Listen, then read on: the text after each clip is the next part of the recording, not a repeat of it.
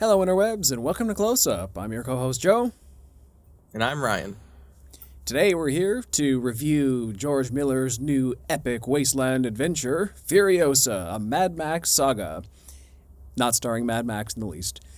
So, let's get into our medium shot now. Tell me, Ryan, what was your expectations going into this? This is your first ever Mad Max movie.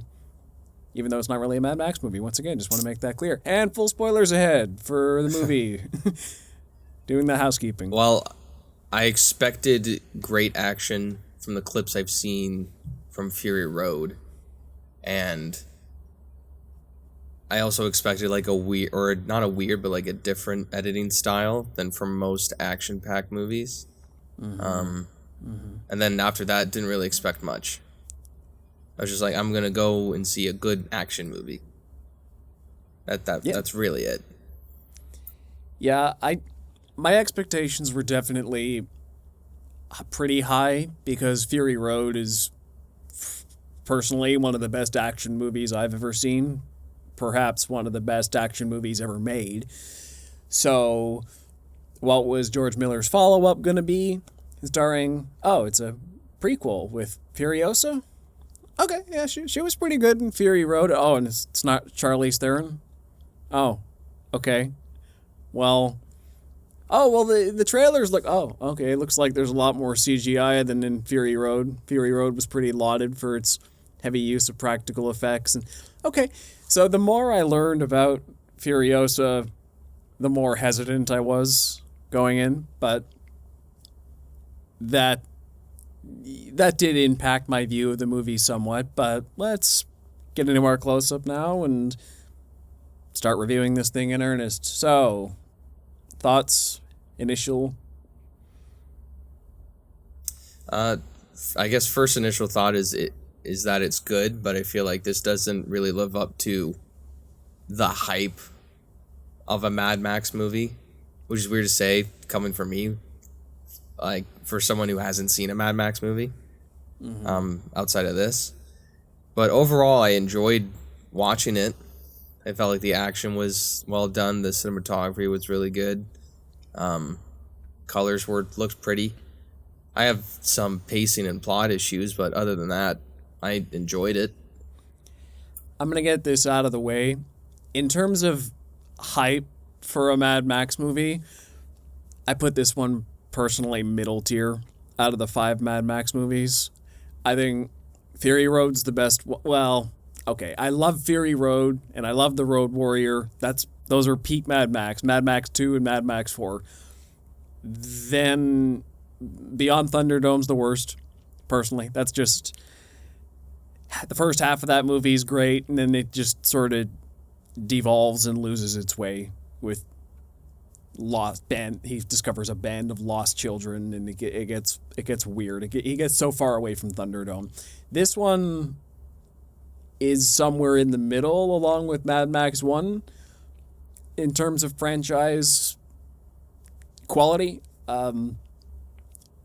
Mind you, out of the 5, Beyond Thunderdome's the only one that I don't care for as much, but even that one's even that one's just below average in terms of quality. Like, none of the Mad Max movies are bad, and this one's just middle of the pack in terms of those. So, yeah, I was a little disappointed with my sky-high expectations coming off of Fury Road, but I'm basically in agreement with you from what you've said. It's good. I went in expecting a fun, off-the-wall action movie, and that's what I got. So. Yeah, I mean, it's like, it's not anything crazy, but it's just, it's weird because I'll get this out of the way now. I think the action saved this movie, if I'm being absolutely earnest. Especially the convoy scene, where that happened in like the 3rd chapter. Yeah, it's a great scene. Yeah, it was just the way everything was shot and how it was all planned out. It wasn't too jump cutty, or wasn't really jump cutty at all, but you could tell what was going on throughout an entire action scene. I really appreciated that. Flows so nicely. in the editing, Yeah. especially. I know there was, once again, more CGI here than in Fury Road, but the stunt work's really well handled. The car chase scenes, the cars slamming into each other and flipping and exploding, that's all still really fun. I even like the inventiveness of the crazier sections, like when the guys are parasailing up to the war rig in the desert just to try and get on top of it, and the war boys having the makeshift weapons. They've got, like, they're fighting with spears, guns, machine guns, flipping maces on the back of the war rig, just anything they can get their hands on. They try to stick the bad guys try to stick some dynamite on them, or like there's all kinds of inventiveness with how the convoys are handled and just the action in general. I'm shocked that he's finding new ways, George Miller, to keep car chases interesting after 5 of these things in 40 years.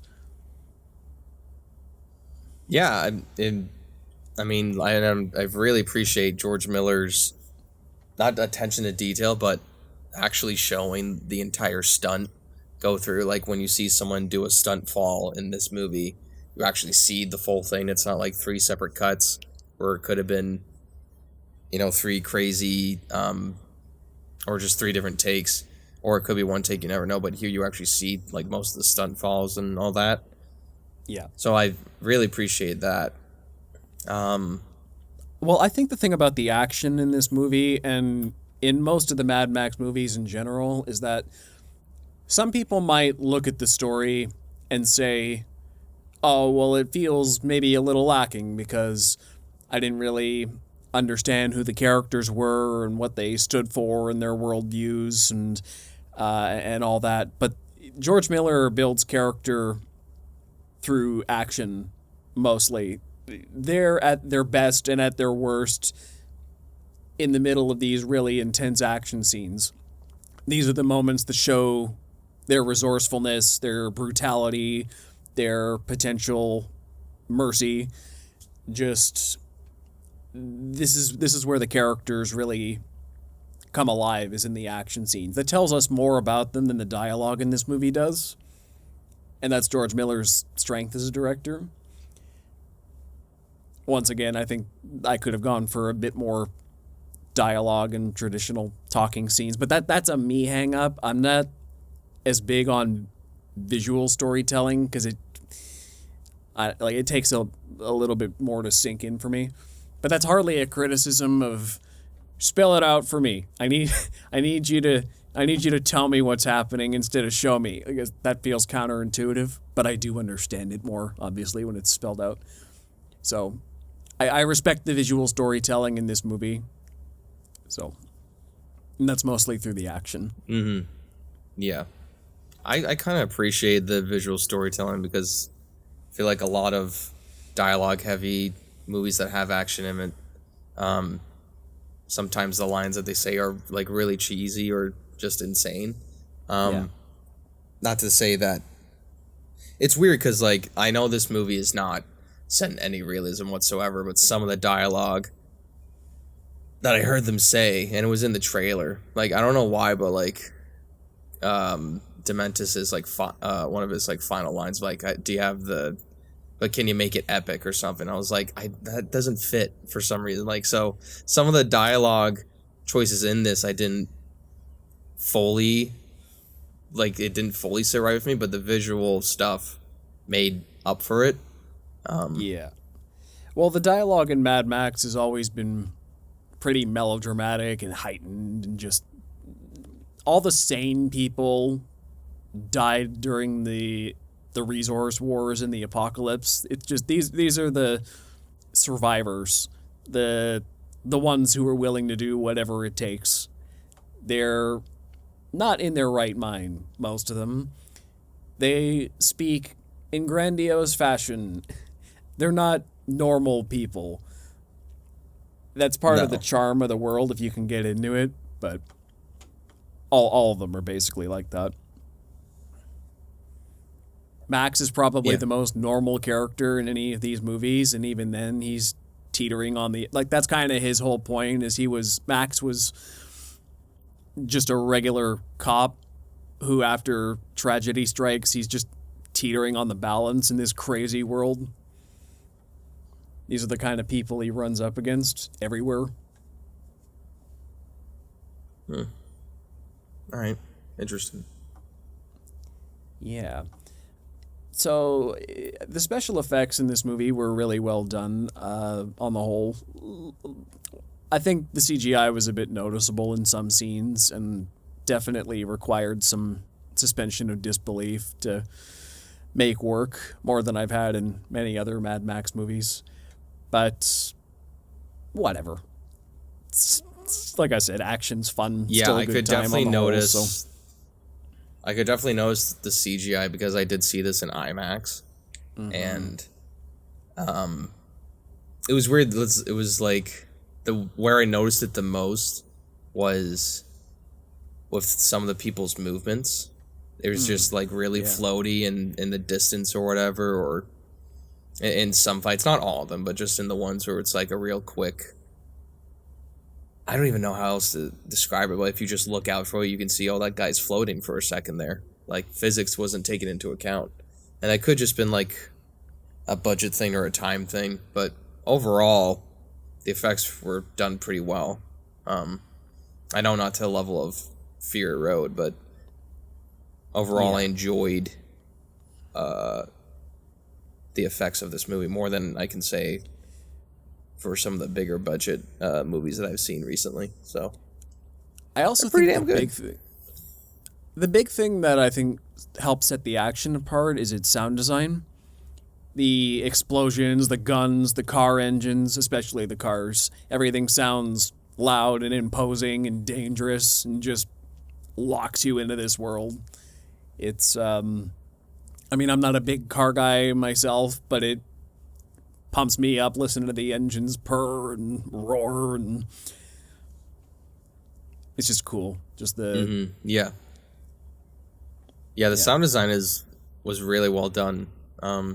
Especially I think in like the opening scene, I guess the prologue or chapter 1 or whatever, where the mother's like chasing to get Furiosa, and then when she gets her and then runs away, just hearing the bikes in the distance kind of added the tension of it. And then there's all sorts of different sound design throughout this movie that just really immersed me into the movie, which is really good.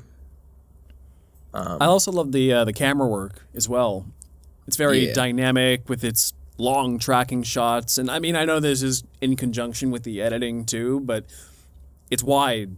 It shows you what's happening, whether it's CGI or practical. You're seeing it all play, and I think that's why I was still immersed, even when the CGI was a bit wonky, was because it was still comped in with practical shots, and I could tell, I'm like, this is one element of it that's a little whatever, but I'm still seeing everything. It's not like in most things where I think the bad CGI stands out worse because they're jump cutting so fast that I break my immersion and I'm just like, I can't even tell what's happening. I'm just noticing bad effects.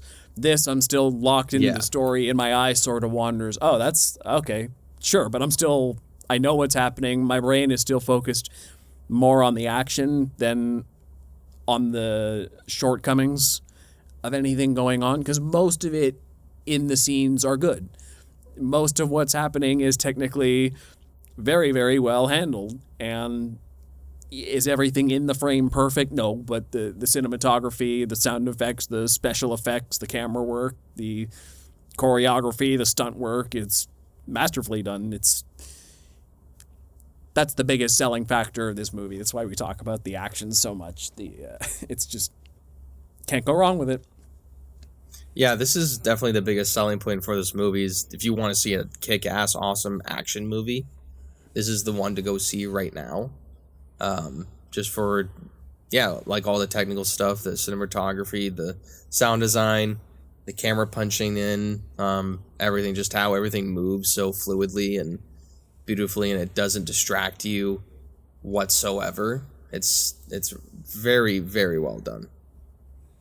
Yes. Well, maybe we should get into some of the plot stuff now, which I'm a little more mixed on. I mean, okay, what I'll say is, you and I were talking about this the other day, but I found it pretty surprising that, and this was marketing setting my expectations again, but I expected Anya Taylor-Joy to be the main star of this as Furiosa, and then I was somewhat pleasantly surprised to find that she was only in half the movie, where this younger actress, what was her name? Aaliyah Brown. Sure. Yeah, I was surprised to find that she was the lead for half this movie. And personally, I liked that first half better. It was more interesting, kept me guessing a little more. Having seen Fury Road, I knew where it was going to go pretty much at a certain point. When she started hanging around Immortan Joe in the Citadel, I'm like, okay, well, I sort of see the path this is on, but I had no idea where it would go when she was a kid. Really? I had the opposite effect. I was like, where the fuck is Anya Taylor-Joy? And not in a sense where it's like, oh, they're marketing lied to me, but I was like, damn, they're really taking their time in this second chapter to really like build up the Fury Road characters and this Dementis guy. They should have called this Furiosa and Dementis, if I'm being honest, because he's probably has more focus in the first half of the movie than she does, which is pretty insane. See, what I thought was interesting, I noticed right away that in the opening credits of the movie, Chris Hemsworth was credited before Anya Taylor-Joy, and I thought that was a weird choice at the time, but in retrospect, he's in more of the movie than anybody. He's basically in Act 1 all the way to the end. He's got more screen time than... I could have sworn he was after, but I don't know. I'm pretty sure he was... I'm pretty sure he was before her. I know they did the weird thing where it's like she's on one side, disappears, or the name or whatever, and then disappears, and then right after it's the next person's name. But it's whatever. I mean, you saw it more recently than I did, so maybe I'm off on that. But I thought I remembered something weird like that happening, or maybe it was just that she wasn't the first billing in the movie. I think there were a few names I don't before know. her. I think she was, but I don't know. I don't know. Yeah. Well, I still think it's interesting that she was in it less than expected. Though I did read that they apparently did some effects work on what'd you say, Aaliyah Brown is her name? They did some effects work on her face to make her look more like Anya Taylor-Joy. The older the character was supposed to get, they sort of blended their faces together to make the transition into Anya Taylor-Joy. Or like they deepfaked her face? Something like that. That's stupid. You didn't notice. I didn't notice it, but all right. Yeah, I think it's more Aaliyah Brown in the first couple scenes, but just before the switchover, they slowly morphed her features. All right. Which is an interesting choice. I mean, it's just a tool in the filmmaking arsenal. I'm not going to disparage it because I didn't even notice it until I read up on it later. It's, and it did help my immersion because I remember thinking, oh yeah, that kid looks like Anya Taylor-Joy. That was good casting. It was just good effects, really. Which, yeah, I guess, because I didn't even know. Yeah. That's crazy. So, the movie starts with Furiosa getting kidnapped from the Green Place by Dementis' biker goons. This was a pretty effective opening, personally. It's weird to see green at all in a Mad Max movie that's mostly just red, sandy desert. I love the vibrancy of the colors in the Green Place, so contrasted with the deep red sands of the rest of the movie. It just makes such a stark contrast between these places. And I like seeing her resourcefulness as a little kid, cutting the bikes and going off on her own to try and save her friend and sabotage these guys so that they can't come back and tell anyone about this paradise. And then she gets kidnapped for her trouble. It was also a really cool chase when her mother's tracking them through the desert. She sort of felt like a force of nature, just getting on the bike, and they can hear the bike in the distance. And it was just it was a cool... And once this is where it struck me right away. I'm like, oh, so this is what this movie's going to be. Not a lot of dialogue, more character through action, where she's just hunting them through the desert, swapping out the fuel and the bike wheels when one of the bike goes down, sniping them from a distance. It was an effective opening to set up what this world is and who these characters are and what the stakes are. There's an actual peaceful place in the wasteland, and the bad guys can't get there, or they'll definitely take advantage. Got it. Okay. But now she's so far from home, she doesn't know how to get back home. So, I mean, she does make a star map for herself on the tattoo, but she keeps just getting hauled further and further away from home with no way to get back. Which, I like the detail of the star map being her map home, because I believe in Fury Road, I haven't seen it for a while, she kind of knew the general direction, but she didn't know the exact way. So I like that when her arm got cut off, that was the arm with the star map. So that helps explain why it was so difficult for her to get back home. She lost the most obvious route that she wrote down as a child, so... Yeah. Yeah, I liked the whole star map stuff with her, and it did seem... It's weird because it's like... I'm only it's just how my brain works.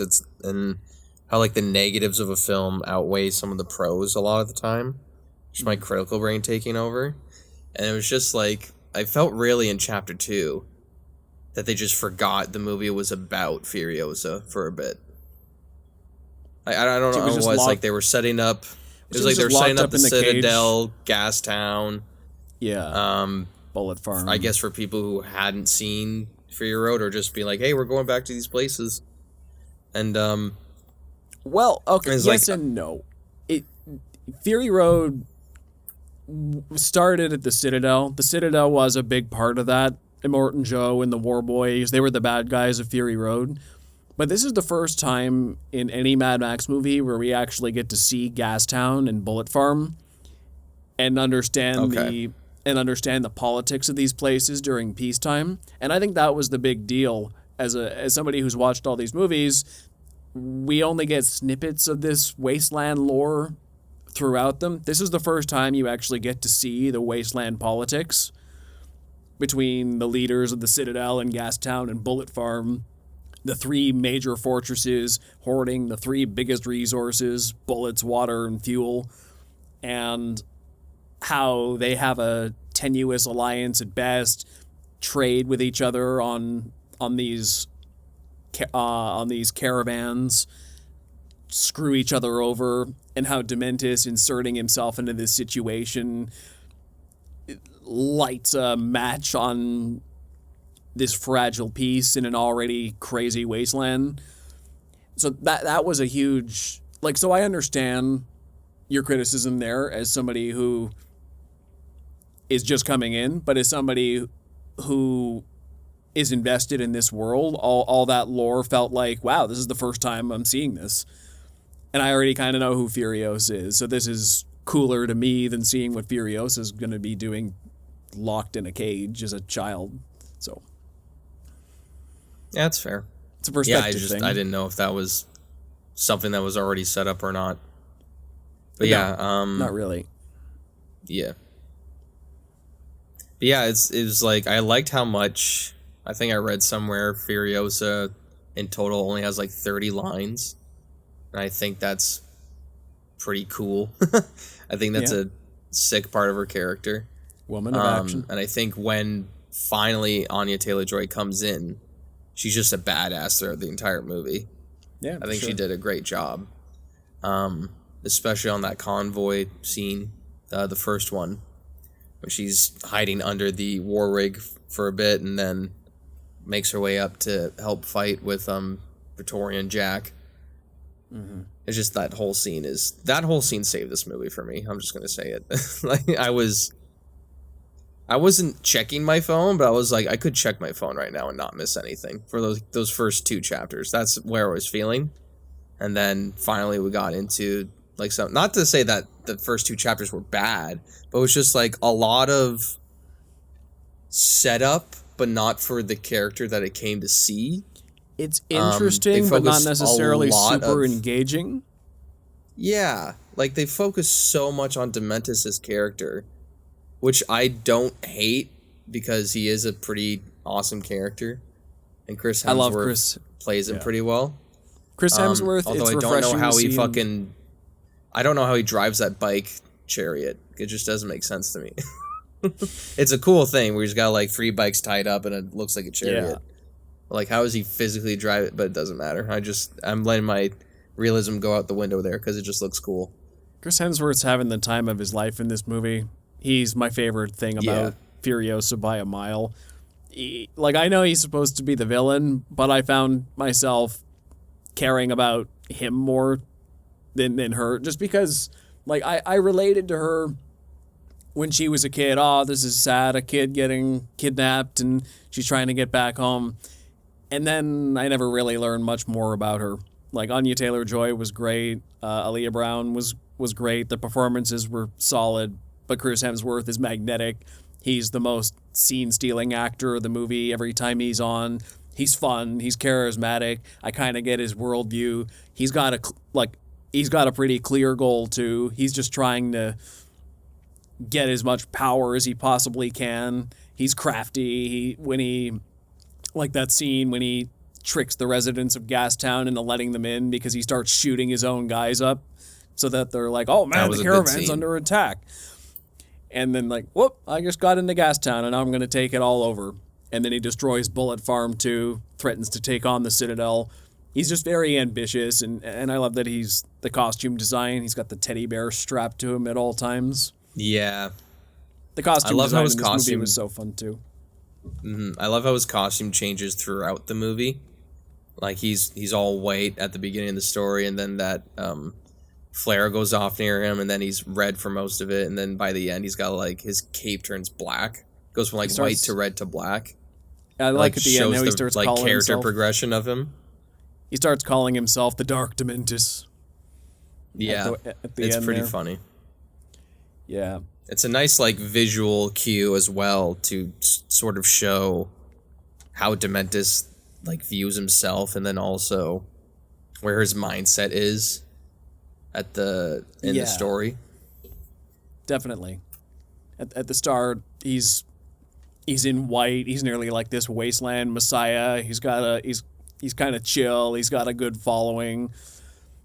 And then he starts seeing red. He gets to the Citadel and he starts seeing red. It's like, okay, I'm going to bring war. I'm getting too ambitious with this place. And then the Dark Dementis, he's just bringing darkness across the land. His powers corrupted everything, and it's just overly destructive. And I think that's a big theme of this movie is just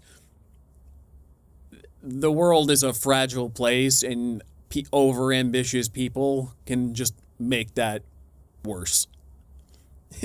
Things are barely held together with duct tape and string as it is, and it only takes one person who's just going in like a bull in a china shop and just tearing everything up. I'm like, come on.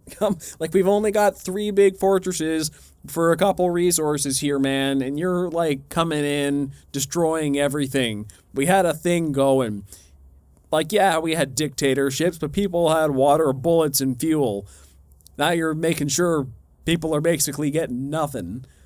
So he's just tearing down the entire system. Not a great system, mind you, but he's not making it better. Yeah. It's all for selfish power grab. Mm-hmm. It's a flawed system, but he's fucking up that flawed system. And not in a good way. Definitely. I also love Tom Burke as Praetorian Jack. Yeah, he was badass. I loved his He's whole another look. for sure. He's another one who I'm like, okay, yeah, Furiosa, I understand. Like, I think I just like the characters who talk more. Like Furiosa, once again, I didn't really relate to her a lot. She's just cool. But Praetorian Jack, I'm like, okay, you're a really skilled driver. And I think the scene that endeared me most to him was when he kicks Furiosa out of the car, and then he goes back to her later, and he's like, okay, you're pretty skilled. I could use you on the caravan. I'll put in a good word. And then I like how their partnership forms on the road, and he's the one who teaches her a lot of the things she knows about being more tactful and a skilled driver. And their relationship was good. I like how she went back for him too. He was willing to sacrifice himself for her at Bullet Farm, but then she went back for him too. And one of the most impactful scenes of the movie was when Dementis has him chained up on the bikes, and they just start driving him around till he gets bored. And I like how they didn't even show him dead. They didn't have to show a gruesome corpse or anything. They just sort of, well, he's dead. He's dead. And you just know Yeah. that. It's not... You basically know as soon as he gets tied up and starts getting hauled around, like, nope, Praetorian Jack's done. Okay. Yeah. He was a pretty awesome side character to watch. And just sort of, and it's a nice, like, partner to have for Furiosa as well. Like, to learn all the skills and have them work together. Them as a team is really awesome. I really enjoyed, like, the multiple attempts to get away from the Horde after Bullet Town, because there were so many, like, ups and downs, and I loved that type of storytelling where it looks like they're about to get away, but then something happens, and it's just a lot of, like, it's like really basic storytelling, but it's done so well where it's like, we do this, but then this happens, so then I do this, but then this happens. It's like, oh, here's an obstacle, let's see if we get over it. And it doesn't end well, but I thought it's as soon done as they so got out well. of... I thought there was a lot of times that Bullet Farm scene was going to end like, oh, they destroyed the war rig. Oh, okay, I guess they got out. Oh, nope. Okay, they took down the entire tower, and then they got away. Oh, okay, I guess that's... Oh, wait, no, Dementis is chasing them. Oh, well, maybe they'll get away here. They just got over the cavern. Oh, no, they just go around the cavern. Okay, there's another way around it. And then they just... You're right, it's a perfect back and forth of not even dragging it out. It keeps it interesting.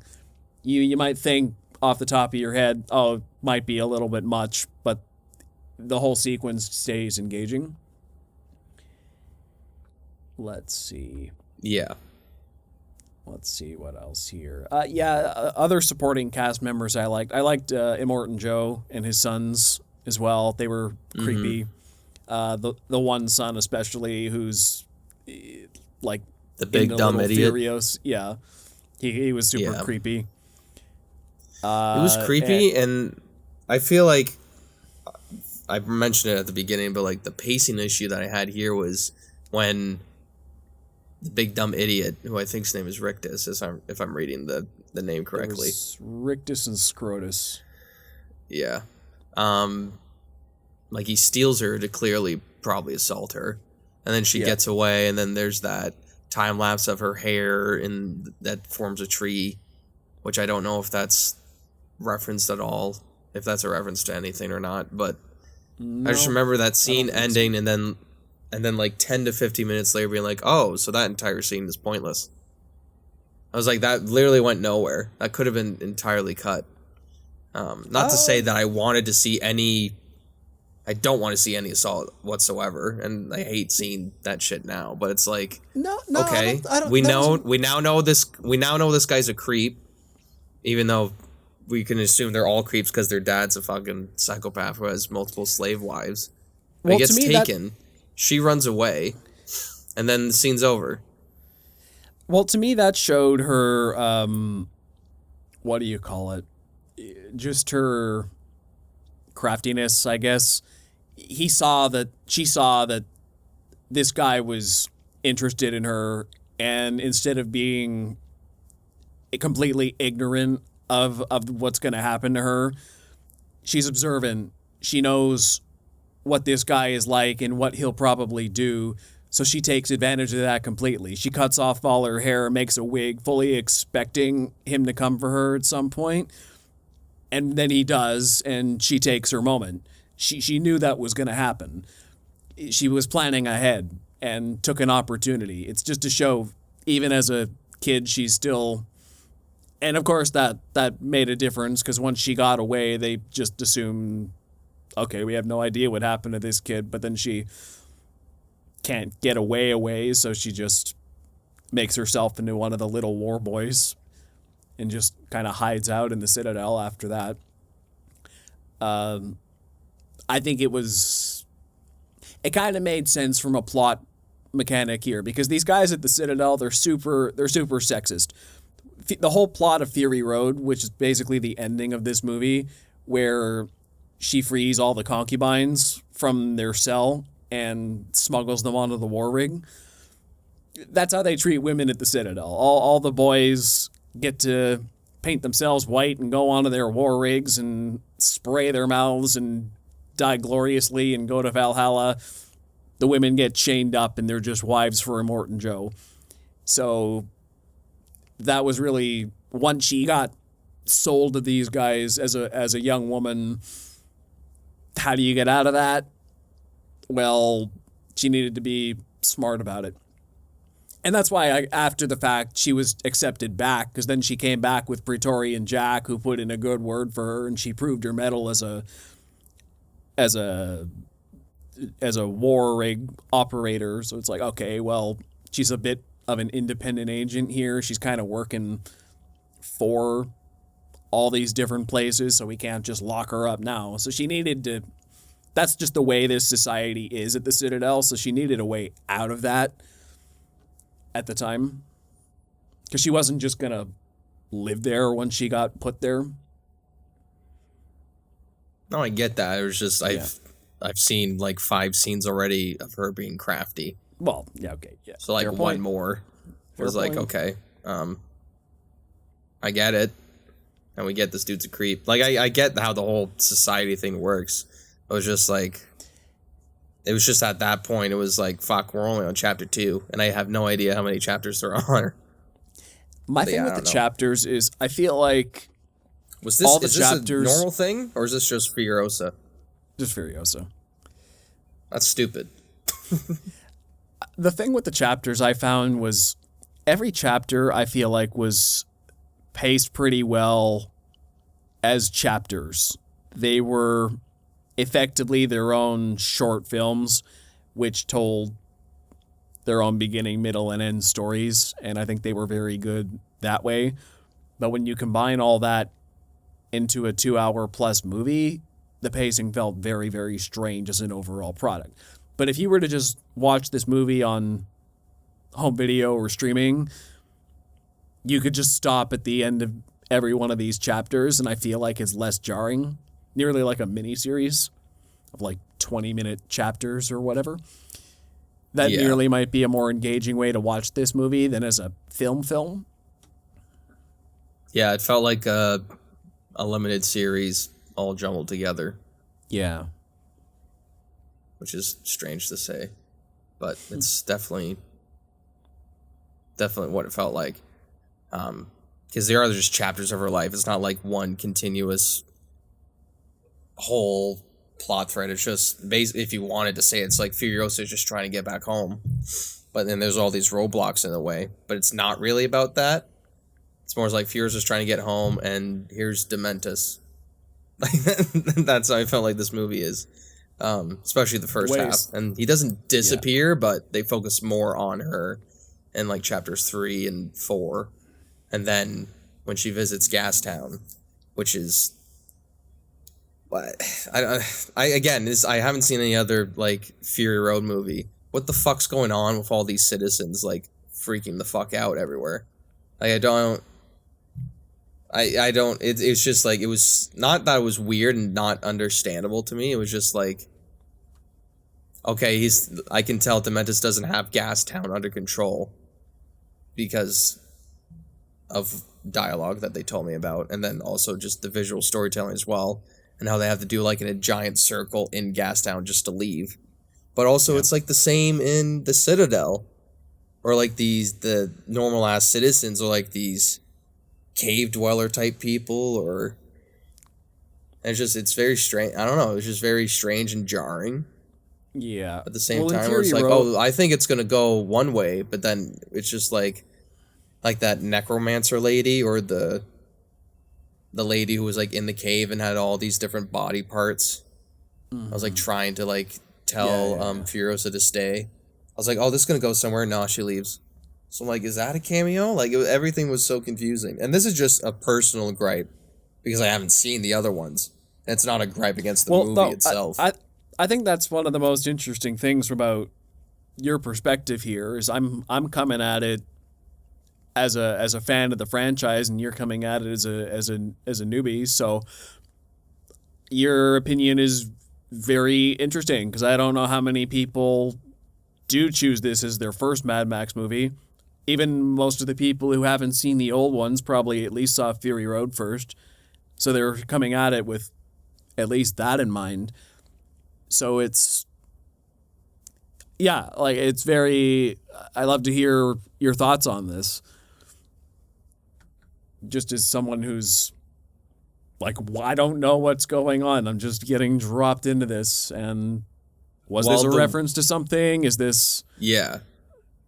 Just for the year? I mean, like, most of it, I know who Martin Joe was. I mean, I've seen the marketing over the past decade.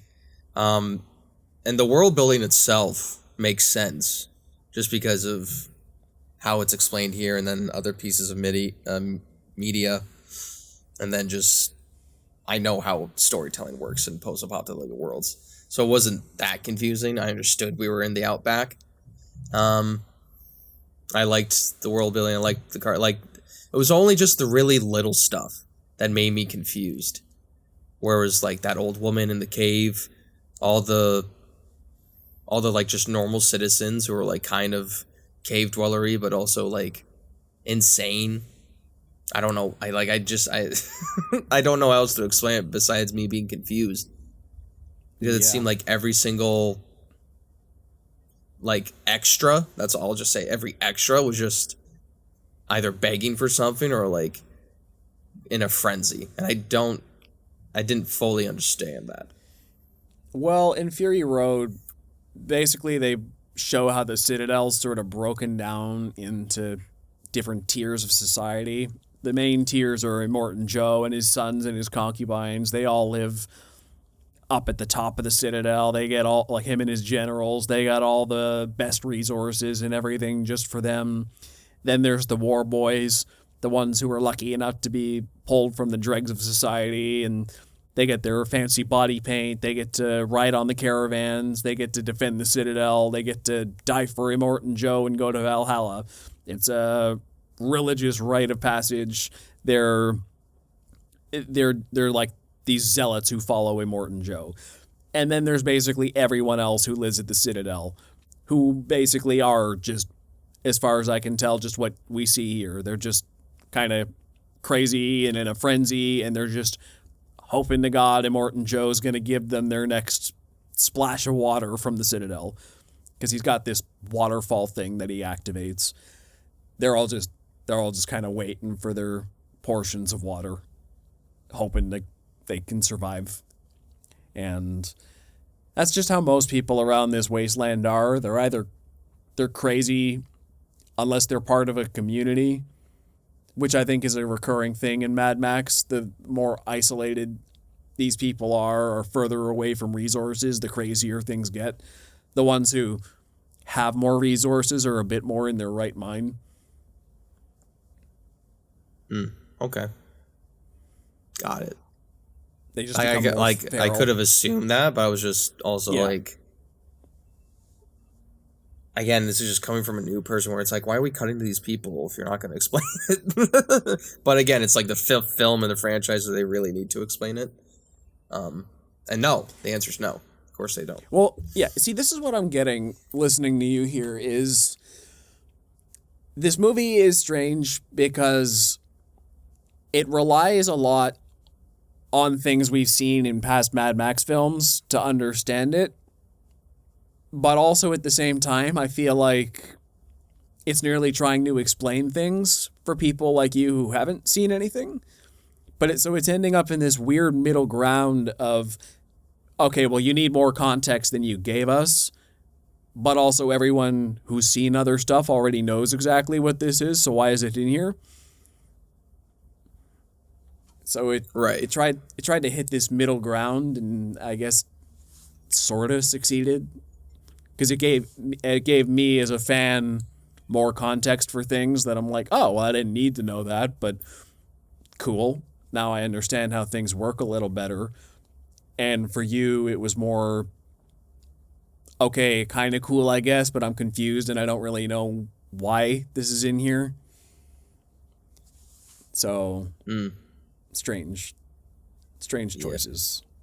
I mean, that's always an issue that films have when they do a spin-off, or just whenever a franchise grows bigger, is when new people do come in.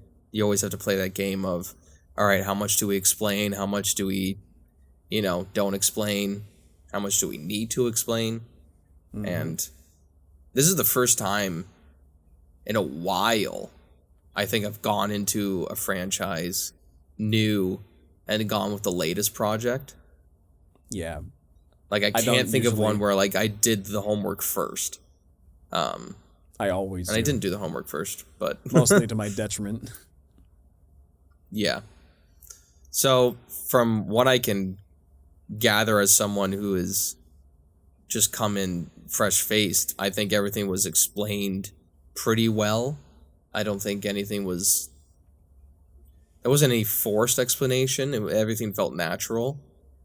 And also felt like they weren't feeding me information. It was just like, hey, we're going here. You guys probably know what this is, but for people who don't, here's what it's called.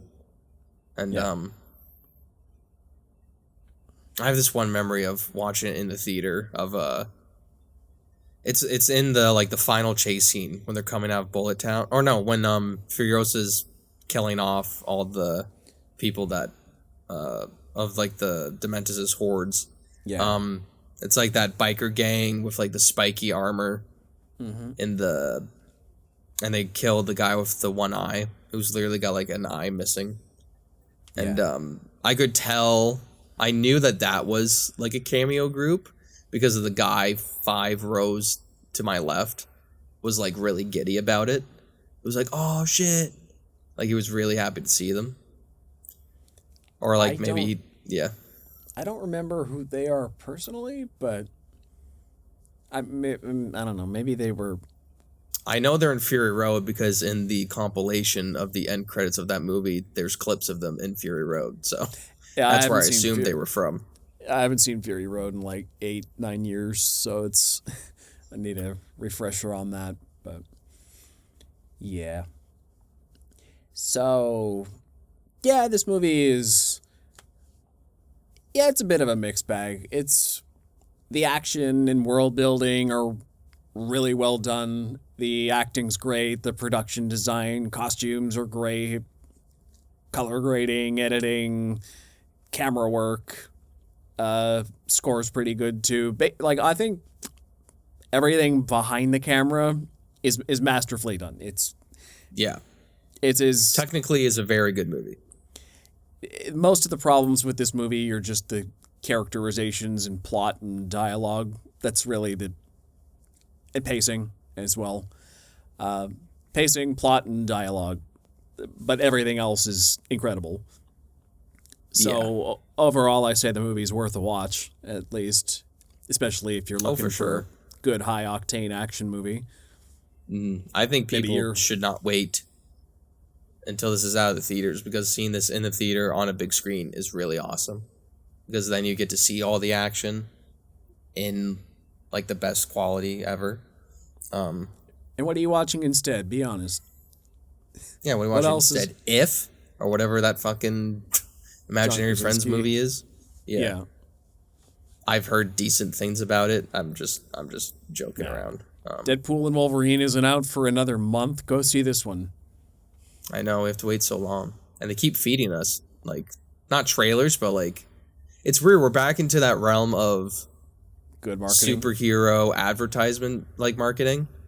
Yeah. Like there's the Heineken marketing, and then there's the movie Heineken theater one's one great. where it's like, I was like, wow, we're back. We're so back, boy. We're back into this realm of marketing. It's wild. It's fun. It's gonna be huge. Yeah. So, you got a question of the week for me?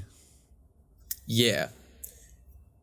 Which, Joe, Okay. my podcast partner, which apocalyptic world would you rather live in? One, like in Mad Max, where it's all dry and everything, sand everywhere, Dune-ish. Or, like in Waterworld, where you're on a boat everywhere, and maybe there's a couple islands, but you're just fighting like Kevin Costner. I haven't seen the fucking movie, but Me neither. everything's water. Bit of a I think silly I gotta question this week. You know what? I think I gotta go with Mad Max because I'm more comfortable with motor vehicles than I am with boats. And if you fall off your motor vehicle, you just end up in the desert. Oh, sand sucks. It's coarse, it's rough, it's irritating, it gets everywhere. But water drowns you. And it's got sharks and other many scary things. Dinosaurs in the deep blue. Water is terrifying, and I'm less comfortable on it. So I think I gotta go with Mad Max, because besides everyone being crazy, which is a given in post-apocalypse, it's more familiar. If you scrounge for food and pray to Immortan Joe for water, you might be okay. Yeah. So I have an actual phobia of open water. I think it's pronounced, I have it here. Jesus Christ. Thalassophobia. Whoever made that up, go fuck yourself. Every phobia is Yeah, it's not hard to pronounce. I can go swimming. I like to swim. But it's like, I don't know what it is. I think it's just from movies that I've seen in my life where I'm in open water and I'm like waiting for the boat to swing by, like if I go tubing or water skiing or whatever and I fall off, and I'm just waiting there in the life vest. I feel like something's gonna grab my ankle and just drag me down. That's Jaws. It's the worst. Yeah, it's the worst feeling ever. I think I had like a TikTok saved on my profile for a while of just like pictures that induce that type of shit, that type of phobia, and it just makes me feel terrible. Also, once you fall off your vehicle in Waterworld, that vehicle could be fucking 50 feet away and you're never catching up to it again. Yeah, right. But in Mad Max, you can at least, run towards it.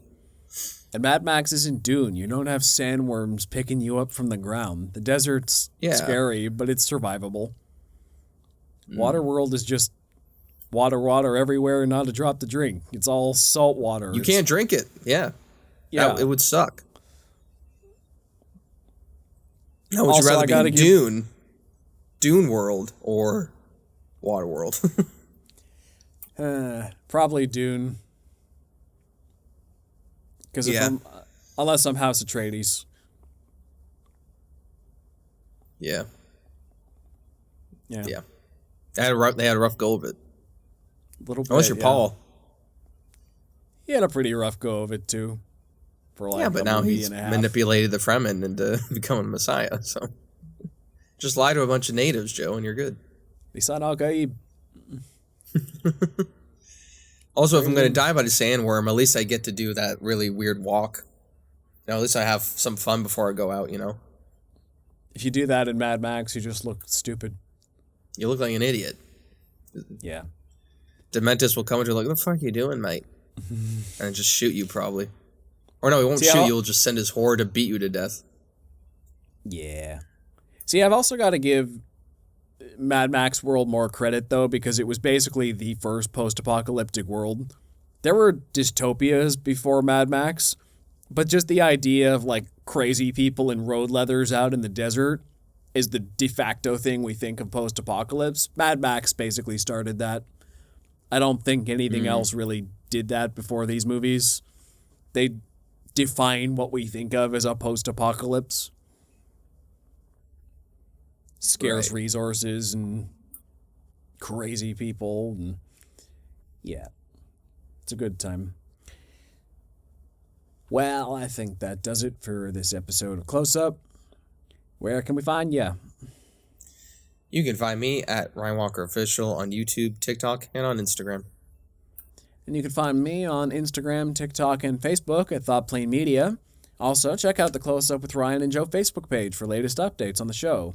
If you listen to us in audio, check out our YouTube channel. And if you're on YouTube, find us anywhere you get your favorite podcasts. We hope to see you on the next Close Up with Ryan and Joe, where I explain the old Star Wars Expanded Universe to Ryan. Till next time.